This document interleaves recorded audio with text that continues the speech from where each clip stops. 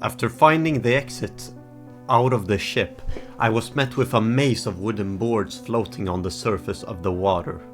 I didn't know exactly which way to.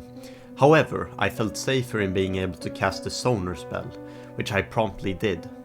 It showed me that the monster was to my left, so I headed forward, and alternated between going right and forward.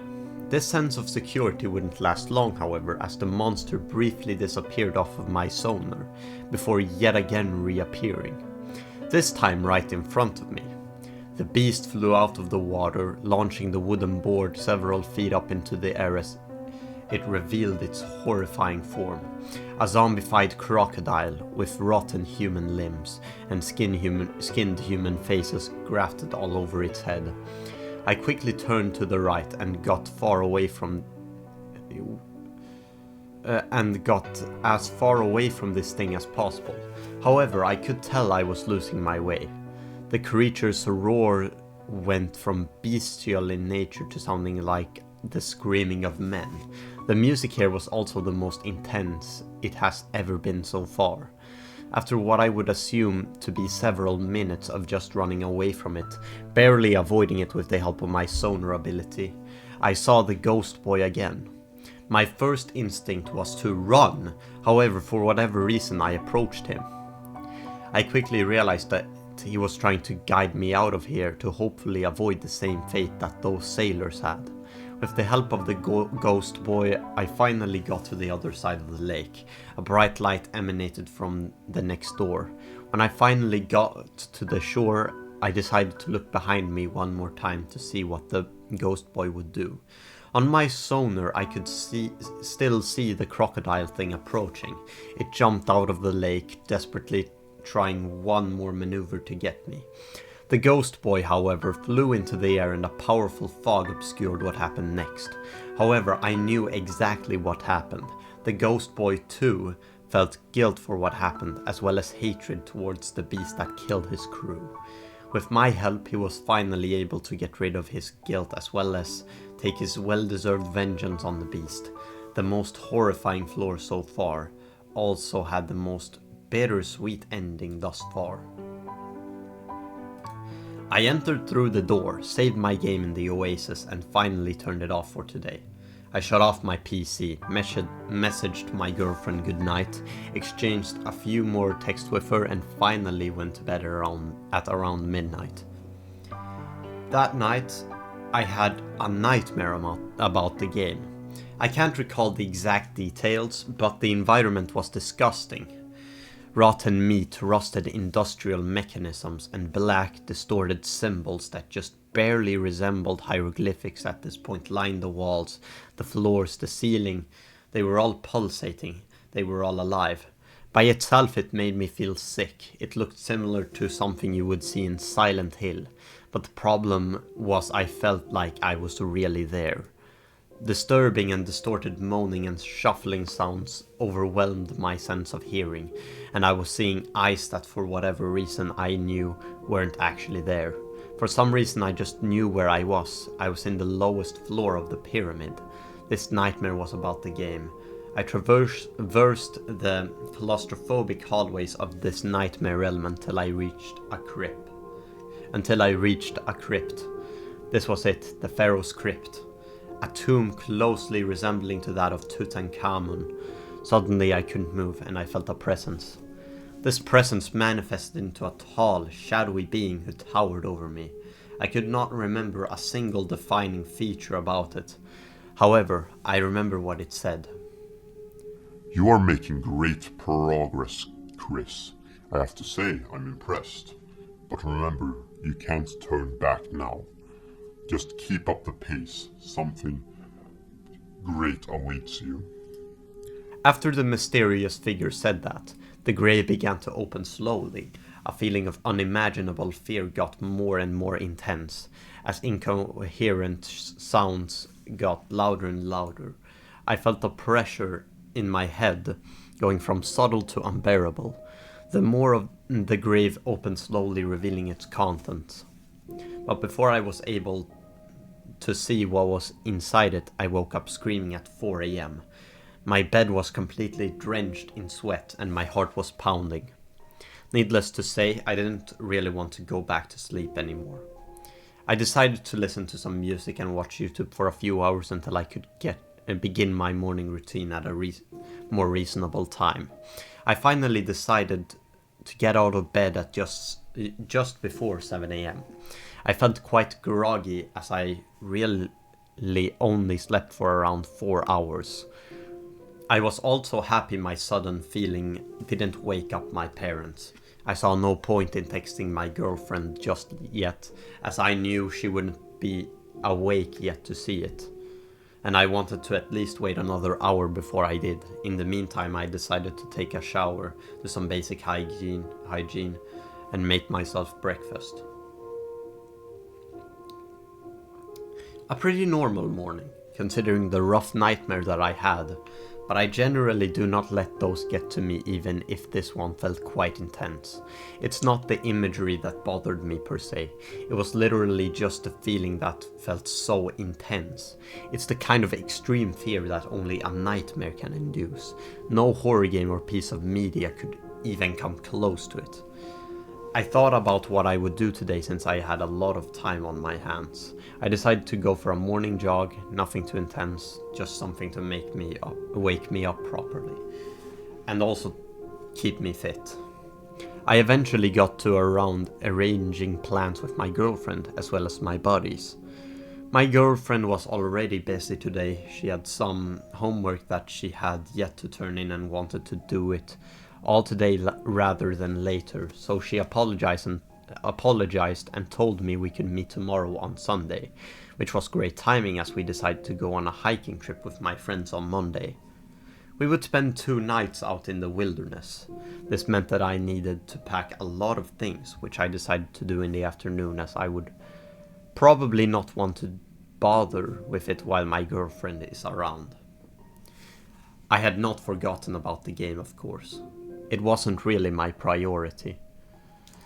After a long day of just generally wasting time and finally enjoying my freedom, the evening rolled around yet again and I was deciding what I should play.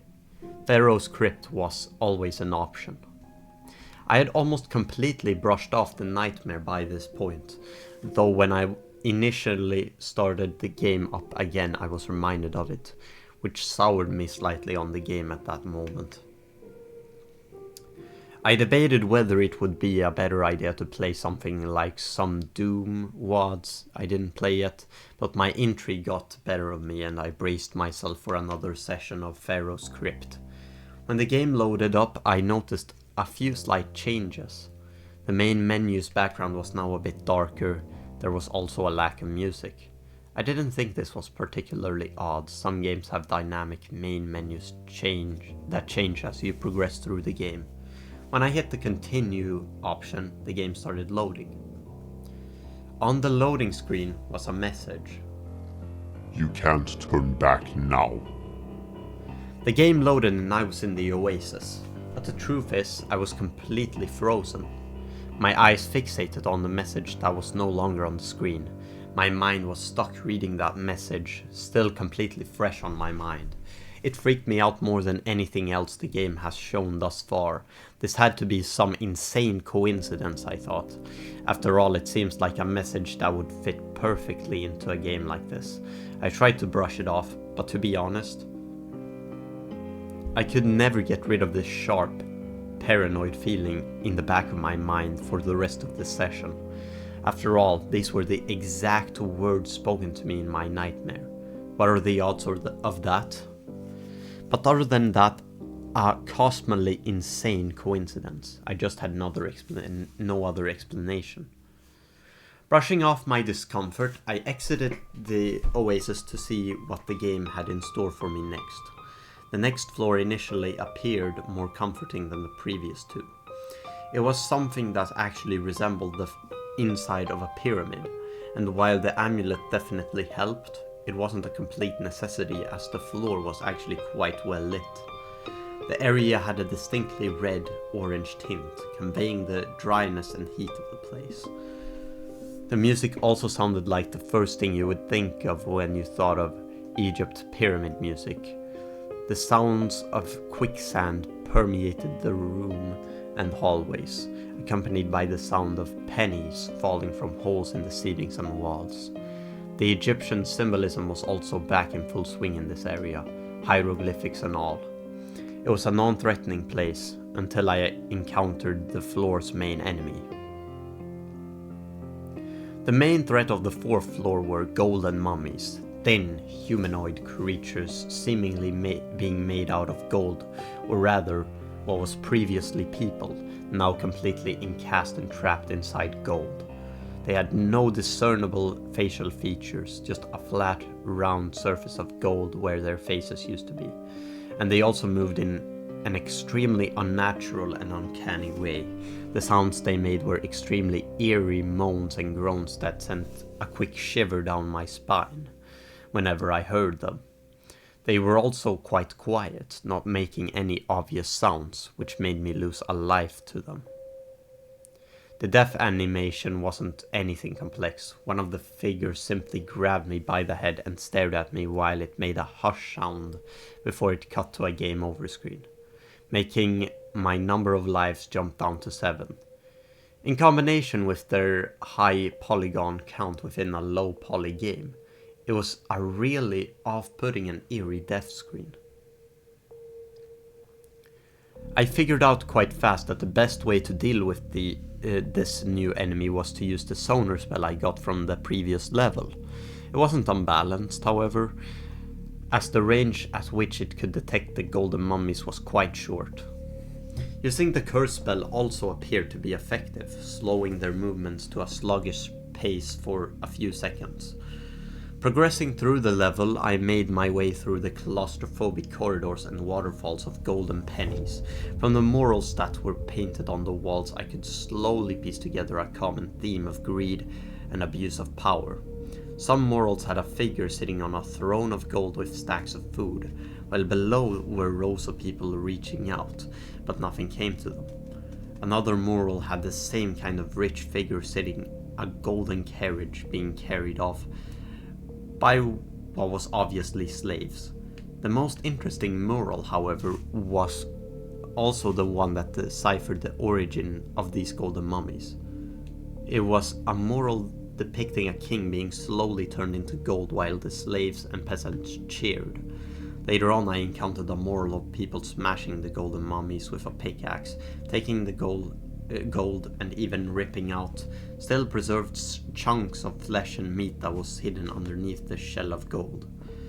Towards the end of the level I unlocked another spell, this time a stasis spell, which did exactly what the name implies. Once I got my new spell, a giant boulder crashed through the wall opposite of my position. Thinking quickly, I stopped it dead in its tracks with my new spell. This spell was also useful for the golden mummies, as instead of slowing them down, it completely froze them. I figured out later I could freeze some of the falling pennies to reveal hidden pathways behind them. Some puzzles also forced me to use both the stasis spell in order to stop moving mirrors and the light spell to reflect light off of them at the correct angle. The final challenge in this level was an encounter with a sentient golden sphinx statue. It was obvious I needed to engage with it in order to open the way into the next floor. I expected this to be a boss battle, however it was more of an NPC interaction, with me needing to answer its riddles in order to progress. The riddles were just the usual, although some were a bit more interesting, such as the passage of time brings with it evolution. Evolution makes what came before redundant. But what is the thing that your kind will never replace? For this riddle I had to select an item from my inventory. In this case it was the knife. It makes sense, I guess. The blade is something that won't be redundant anytime soon. Eventually, however, it asked me, "What is the thing that haunts the Pharaohs' crypt?" I was a bit freaked out, but then I read the options, which were a giant snake, the Pharaoh's ghost, and a tall dark figure. My jaw dropped. Despite all the signs, I still thought this was a coincidence. However, there was also no real way for me to know the answer unless I selected the third option, only to find out I was right. I had no explanation for this, but it still had to be some kind of coincidence. I mean, the game is pretty creepy. I don't have nightmares that often either, but it's not like it's some grand mystery. I had a nightmare about the game and that's it. Besides, these things are quite predictable. It's not uncommon for a horror game, or a game with horror elements, to feature a tall, dark figure. That could literally be anything. And I'm quite certain almost all horror games have that to an extent. Oh, and about the message, you can't turn back now. It has to be one of the first things you think of when you enter a horror story where you descend into a place further and further, so nothing out of the ordinary there either. I aggressively brushed it off and just continued with the game. This time, however, when I got out of the next Oasis checkpoint, I opened a door to what I assumed would be another staircase. It wasn't. Instead, it led me to a room that looked like a rusted jail cell. Jail cell. Not like the ones in the second floor, but something that felt far more modern. This didn't mean it was well kept in any way. It was disgusting, with rust covering the walls, the floor tiles were rotting, and what was obviously a light bulb and a horde of insects flying around it. It flickered on and off, and as it did I could hear it flickering. The music in this area was also quite disturbing. The main instrument was a horn, which was heavily distorted, followed by what sounded like the scraping of metal or machinery with added distortion and reverb. In the center of this room wasn't a staircase, but a hole with a bottom that I couldn't see. This was an uncomfortable thematic shift. Up until now, William has had the luxury of going down staircase he couldn't see the bottom of, but at least it wasn't a hole he couldn't see the bottom of. God knows how deep it would take him, if he even survived the impact. Having no other option, I jumped down. The next floor had an industrial aesthetic. Everything had a dark red, almost brown tint. You could practically feel the decay just from looking at it. Stained light bulbs were the only source of light, and they were all locked behind cages or bars. The floor was also made of the same rotten tiles, and there were rusted pieces of industrial equipment and machines everywhere. Some of them even functioned, and the ones that did made extremely uncomfortable screeching sounds, as they were all practically on their last legs and had thick layers of rust and decay. None of this even felt Egyptian in any way anymore, unless you want me to believe that the ancient Egyptians were an advanced civilization which used modern day machinery to build the pyramids, and used light bulbs instead of candles and torches. All the while the music from before became even louder and more intense within this rusted maze. It was a maze-like environment, as I just mentioned. It also made clever use of stasis mechanic that I got from the previous floor, with puzzles involving freezing cogs in place in order to stop pistons from crushing me, or in order to get past gap that was being blocked by a giant moving cog. This was by far the most dangerous level so far, with a variety of hazards and traps such as the aforementioned cog saws, as well as just falling debris or the floor crumbling right beneath my footsteps. I actually lost 2 lives just while exploring, which brought my overall number to 5. I had noticed something strange, however. Whenever I lost a life in the game, I could also feel something. When I lost my 7th life, I felt a tickling sensation around my ribs. But when I lost my 6th life, I also felt something this time. It was a small amount of pressure. But whatever, maybe I just forgot to breathe properly during my workout earlier, and this was a minor consequence of my actions. This new disgusting environment also called for a new disturbing enemy type. The main enemy type for this level was a biomechanical abomination. A person stitched together from multiple different corpses held together by a rusted machinery, and quite literally stitched together body parts which were all infected where the individual stitches penetrated. And the stitches themselves were also rusted and decayed. This enemy had a bloody, rusted circular piece saw in place of where its right forearm should have been, and it let out a distorted scream that started off as just the voice of a man in pain, but near the end began to sound like the same screeching of machinery. There wasn't really any way to counter this enemy. No spells seemed to work. Sonar did detect them, but it felt quite unnecessary as they were quite loud, which gave off their precision.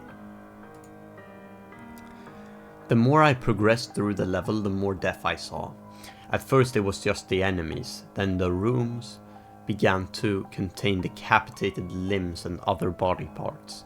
I had noticed eyes painted with blood on the rotten walls. They were still similar to the eyes of Horus, just a bit more distorted.